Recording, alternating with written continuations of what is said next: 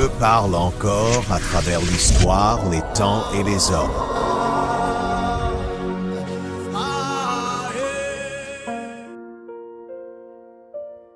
Bonsoir, chers frères et sœurs dans le Seigneur. Bienvenue dans les chroniques d'Alassane, édition prophétique. Nous revoilà cette semaine et je suis content de pouvoir partager aujourd'hui un autre thème avec vous. Et le thème de ce jour, c'est « N'oublie pas tes 12 pieds à Gilgal ».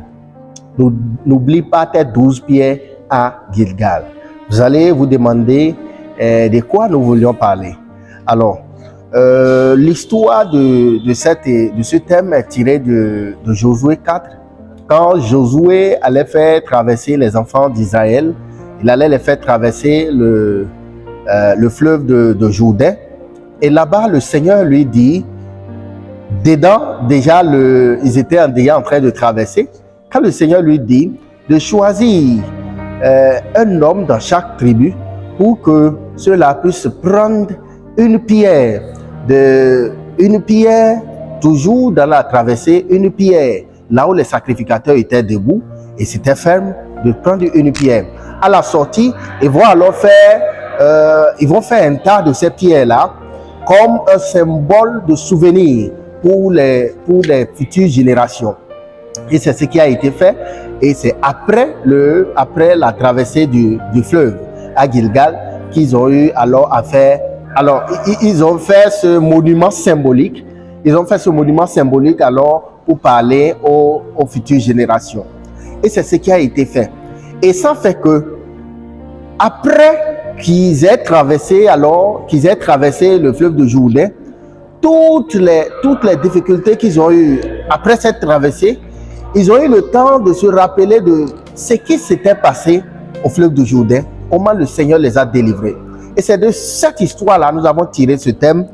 N'oublie pas tes 12 pieds à Gilgal. Et si nous voulons partager avec vous rapidement 3 points.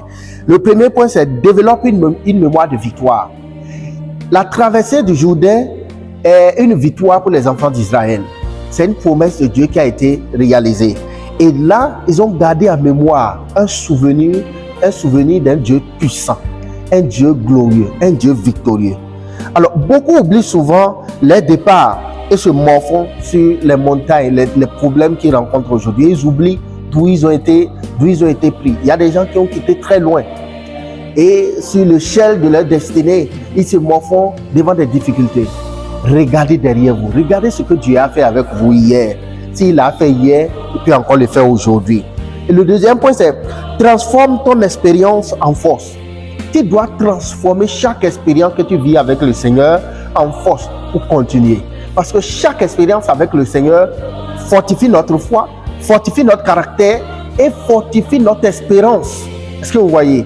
Et ça nous permet alors d'avancer sans crainte. Je voudrais que chaque victoire que le Seigneur nous aide à traverser, à avoir, que ça devienne alors des expériences qui nous poussent à évoluer. Et le troisième point, c'est utilise ton passé comme carburant pour l'avenir. Utilise ton passé comme carburant pour l'avenir. Désormais, ne regarde plus les choses passées comme des choses mauvaises. Ne regarde pas comme des choses douloureuses qui t'ont fait mal et tu oublies de laisser. Non, tu dois les considérer comme vraiment un carburant qui te laisse avancer, qui te permet d'avancer, qui te permet d'affronter des difficultés dans le futur. Est-ce que vous voyez? Ça doit nous rendre résilients à affronter et à remporter des victoires. Merci beaucoup et je prie pour vous ce matin que tout ce que vous avez traversé dans le passé devienne pour vous un carburant qui va vraiment vous amener à affronter, à sortir des situations présentes victorieusement au nom de Jésus-Christ. Soyez bénis frères. Shalom.